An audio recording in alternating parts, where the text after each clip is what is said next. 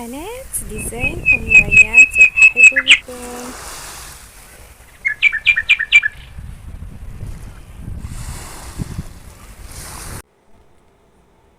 سلام الله عليكم أحباتي، أتمنى أن تكونوا بخير وعلى خير وفي صحة جيدة. ها هو البحر أمامكم، كم هو جميل وعميق. انظروا إلى هذا الجمال الرائع.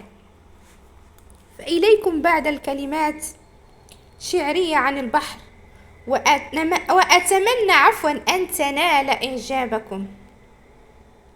ألا تشعر أن قلب الإنسان يشبه كثيرا البحر، سواء في هدوئه وعواصفه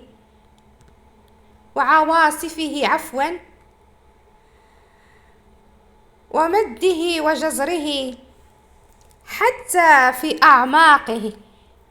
فهكذا هو الإنسان مثل البحر.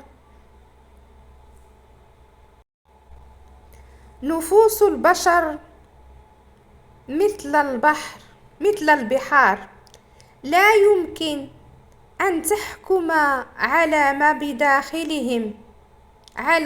بداخلهم وأنت لا ترى سوى شواطئهم. أحب البحر لأنه يشبهني، يغرق وينجو ويتقلب بمفرده.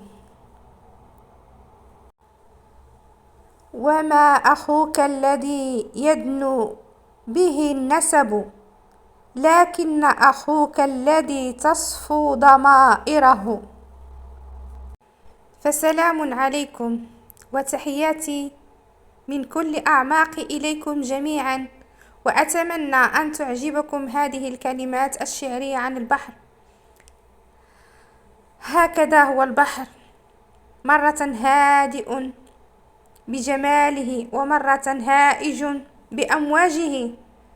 فأتمنى أن كل إنسان أن يتمعن في هذا البحر الجميل.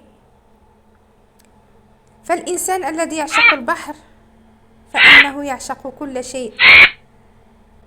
يحكي ويروي قصته للبحر والأمواج، سواء كانت عالية أو كانت بطيئة، حركاتها بطيئة. فتحياتي للجميع وشكرا لكم على حسن المتابعة. فابقوا مع أمواج البحر. أسألكم العفو والعافية. فسلام عليكم وتحياتي للجميع، وإلى اللقاء في بيت شعر آخر وفي فيديو آخر إن شاء الله تعالى. فلا تنسوا الضغط على زر الإعجاب ليصلكم كل جديد من قناة ديزاين أم ريان التي تحبكم جميعا، كبيركم وصغيركم بدون استثناء. لا فرق بين عجمي وعربي إلا بالتقوى. تحياتي لكم وإلى اللقاء في فيديو آخر إن شاء الله تعالى.